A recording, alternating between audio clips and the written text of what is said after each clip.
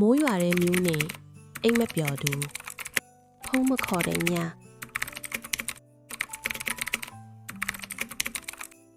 စာရွက်လေးကိုမင်းလက်ထဲမှာအချိန်အတော်ကြာကင်ထားခဲ့တယ်ဖုံးနံပါတ်တစ်ခုနာမည်မရှိဘာမှရှင်းပြချက်မရှိမင်းမပျော်တဲ့ညတွေရှိလား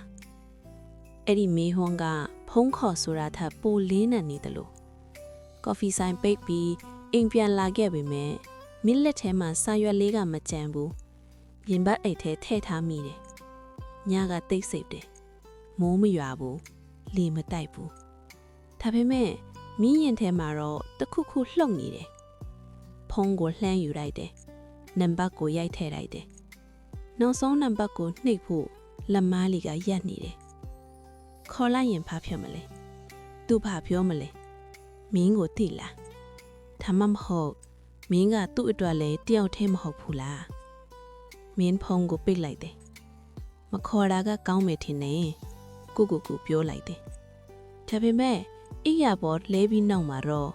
နံပါတ်၄ကမင်းကောင်းထဲကမထွက်တော့ဘူးမင်းမျက်လုံးပိတ်လိုက်တိုင်းသူ့မျက်လုံးပြီးထွက်လာတယ်မိုးမရွာပြီမဲ့သူ့မျက်လုံးထဲကမိုးမချောက်သေးတဲ့ပုံရိပ်မင်းလည်းအိတ်မပျော်ဘူးထင်တယ်သူ့အတန်းကနူးညံ့ပေမဲ့တိတိလေးအနီးကနေတယ်လို့ခံစားရလေနာယီကိုကြည့်လိုက်တယ်7 နာရီ38မိနစ်မင်းမပျော်တဲ့ညတွေရှိလားလို့သူမေးခဲ့တာမျှော်မှန်းထားတယ်လို့ပဲရှိတယ်ဒါပေမဲ့အခုညကတော့မပျော်လို့မဟုတ်ဘူးမင်းစဉ်းစားနေတာကသူ့အကြောင်းပဲဖုန်းကိုပြလှမ်းယူလိုက်တယ်ဒီတစ်ခါတော့ဖုန်းကိုမရိုက်ဘူး message ပို့လိုက်တယ်မိုးမရွာတဲ့ညတွေမှာလဲမင်းအိပ်မပျော်ဘူးလားစမ်းနှိပ်ပြီးရဲ့အချိန်မှာရင်ခုန်တန်ကပိုတဲတဲထွက်လာတယ် scene မလာဘူး reply မလာဘူး9မိနစ်10မိနစ်ဖုန်းကိုလက်ထဲကမချနိုင်ဘူး12နာရီ2မိနစ် screen ပေါ်မှာ notification တစ်ခုလင်းလာတယ် unknown number မင်းအသက်ရှူရက်သွားသလို message တစ်ကြောင်းပဲ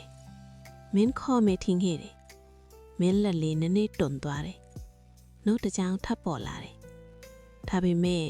မင်းမခေါ်တာကိုငါသိတယ်မင်းမျက်လုံးဖွင့်လို့မရတယ်လို့ခံစားရတယ်ဘယ်လိုသိတာလဲ